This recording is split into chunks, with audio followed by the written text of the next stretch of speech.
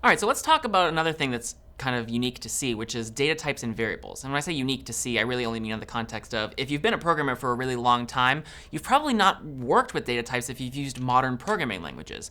Modern languages like PHP and JavaScript, which we'll also see a little later on in the course, you don't actually have to specify the data type of a variable when you use it. You just declare it and start using it. If it's an integer, it knows it's an integer. If it's a character, it knows it's a character.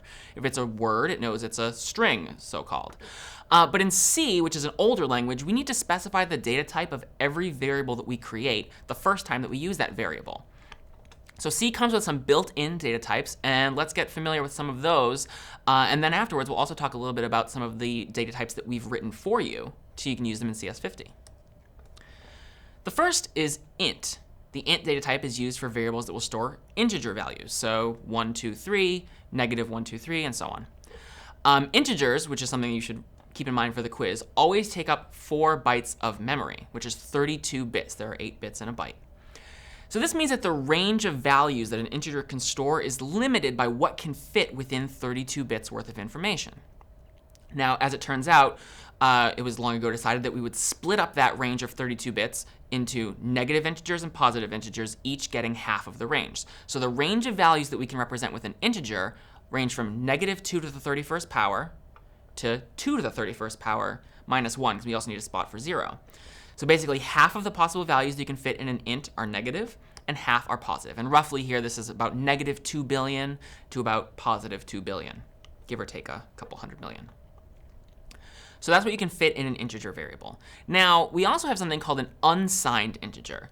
Now, unsigned ints are not a separate type of variable. Rather, unsigned is what's called a qualifier. It modifies the data type of integer slightly. And in this case, what unsigned means, and you can also use unsigned other data types, the integer is not the only one.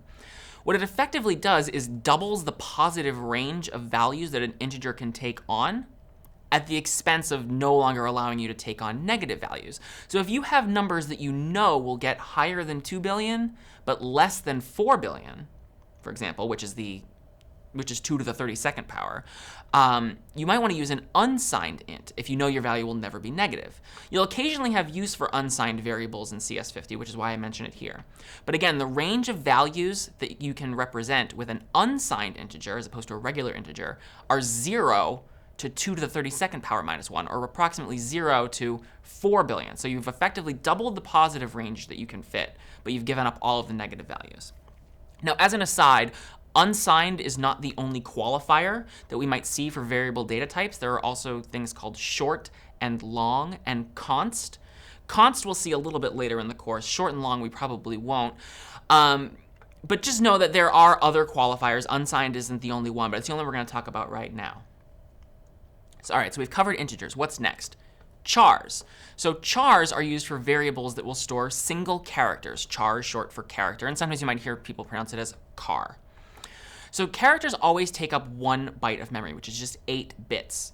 So this means that they can only fit values in the range of negative 2 to the 7th power, or negative 128, to 2 to the 7th power minus 1, or 127. Thanks to ASCII, it was long ago decided a way to map those positive numbers from 0 to 127 to various characters that all exist on our keyboard. So as we'll see later on in the course, and you'll probably come to memorize at some point, capital A, for example, the character capital A, maps to the number 65. And the reason for that is because that's it's been assigned by the ASCII standard. Lowercase a is 97. The character 0, for the actual, when you actually type the character and not representing the number 0, is 48. You'll learn a couple of these as you go, and you'll certainly come to need them a little bit later in CS50. The next major data type is floating point numbers. So floating point numbers are also known as real numbers. They are basically numbers that have a decimal point in them. Floating point values, like integers, also can hold up to or also contain within 4 bytes of memory. Now, there's no chart here, there's no number line, because describing the range of a float isn't exactly clear or intuitive. Suffice it to say, you have 32 bits to work with. And if you have a number like pi, which has an integer part, 3, and a floating point part, or a decimal part, 0.14159, and so on, you need to be able to represent all of it, the integer part and the decimal part. So what do you think that might mean? One thing is that if the decimal part gets longer and longer, and if I have a very large integer part, I might not be able to be as precise with the decimal part. And that's really the limitation of a float.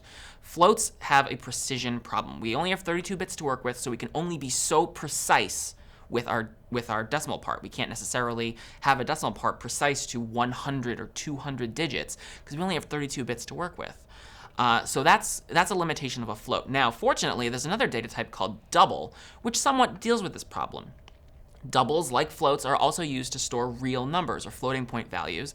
The difference is that doubles are double precision. They can fit 64 bits of data, or 8 bytes. What does that mean? Well, it means we can be a lot more precise with a decimal point. Instead of having pi to 7 places, maybe with a float, we can maybe have it to 30 places. And if that's important, you might want to use a double instead of a float.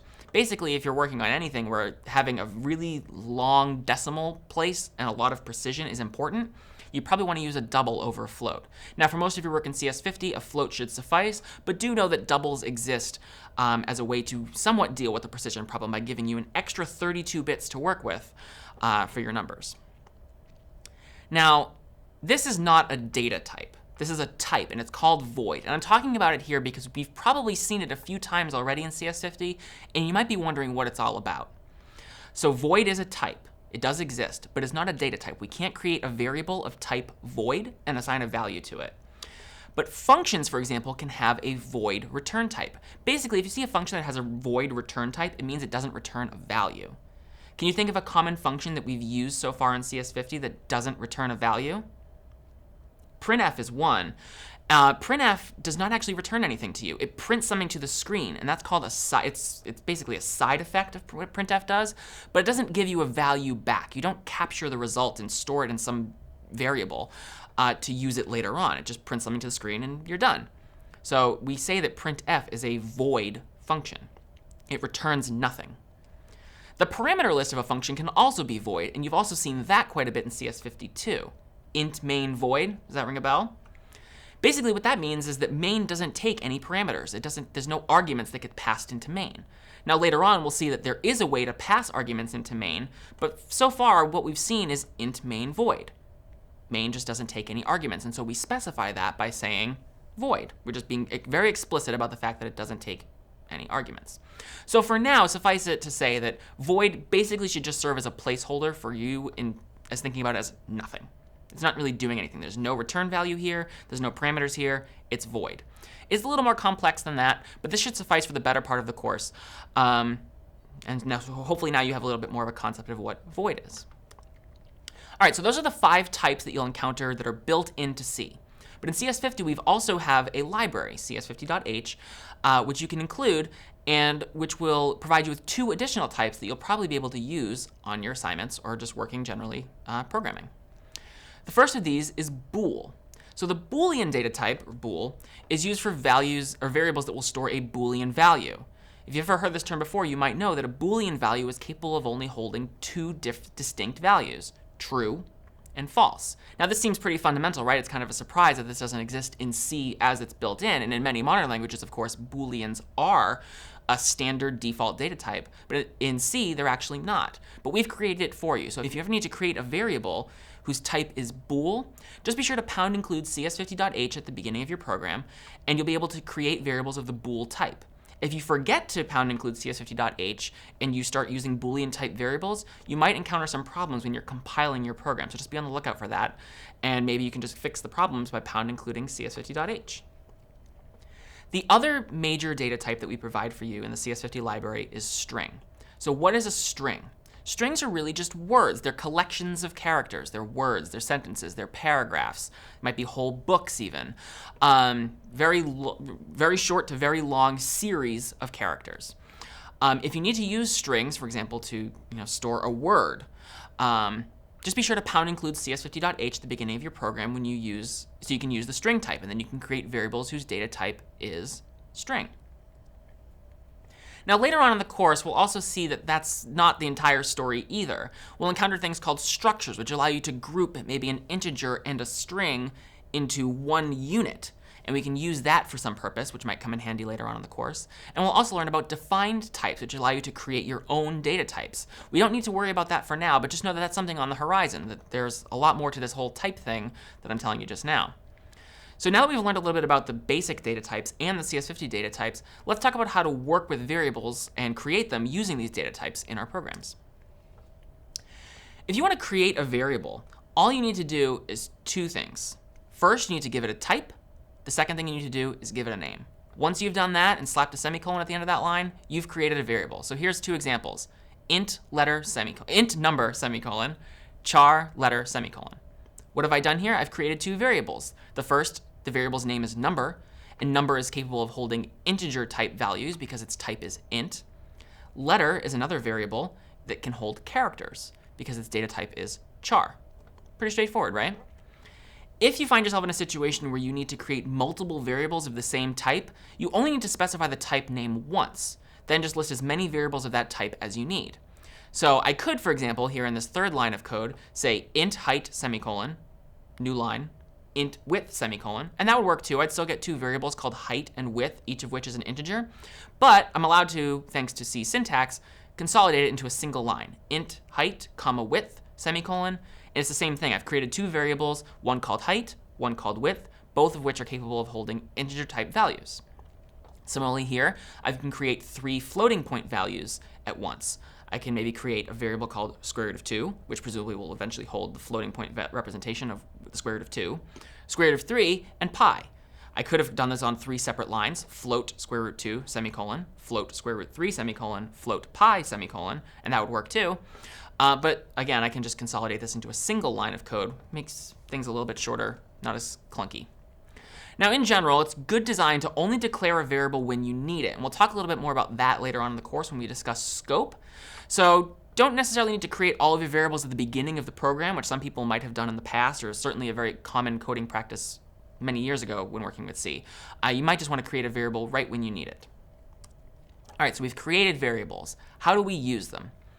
After we declare a variable, we don't need to specify the data type of that variable anymore. In fact, if you do so, you might end up with some weird consequences that we'll kind of gloss over for now, but suffice it to say, weird things are going to start happening if you inadvertently redeclare variables with the same name over and over. So here I have 4 lines of code, and I have a couple of comments there just indicating what's happening on each line just to help you get situated in what's going on. So int number, semicolon, we saw that previously. That's a variable declaration. I've now created a variable called number that's capable of holding integer type values. So I've declared it. The next line, I'm assigning a value to number. Number equals 17. What's happening there? I'm putting the number 17 inside of that variable. So if I ever then print out what the contents of number are later on, it'll tell me it's 17. So I've declared a variable, and then I've assigned it. We can repeat the process again with letter, char letter, semicolon. That's a declaration. Letter equals capital H. That's an assignment. Pretty straightforward too. Now, this process might seem kind of silly. Why are we doing this in 2 lines of code? Is there a better way to do it? In fact, there is. Sometimes you might see this called initialization. It's when you declare a variable and assign it a value at the same time. This is actually a pretty common thing to do. When you create a variable, you usually want it to have some basic value, whether it's even if it's 0 or something, you give it a value. So you can initialize a variable. Int number equals 17 is the same as the first 2 lines of code up above. Char letter equals H is the same as the 3rd and 4th lines of code above. The most important takeaway here when we're declaring and assigning variables is after we've declared it, notice I'm not using the data type again. I'm not saying int number equals 17 on the 2nd line of code, for example. I'm just saying number equals 17. Again, redeclaring a variable after you've already declared it can lead to some weird consequences, so just be careful of that. I'm Doug Lloyd, and this is CS50.